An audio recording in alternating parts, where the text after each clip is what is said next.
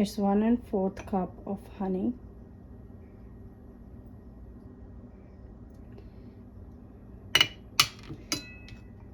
and half teaspoon of cinnamon powder. This is the best remedy for the cough, and you can use it for the little kids like toddlers 2 years and up. And I'm always using these remedies for my kids since they were little, and they were like always having the cough. And whenever I was asking the doctor for a cough syrup, and he would always tell me like there is no medicine for the younger kids, why don't you try the remedies?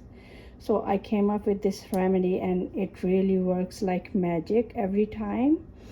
And when you have to use it like every time, just mix it up, and you have to use it like twice a day and continuously for 2 to 3 days. It always works. You can give your child one teaspoon for the older kids like 10 and up, and if the child is younger, then you can have like half teaspoon morning and evening, 2 days or 3 days as you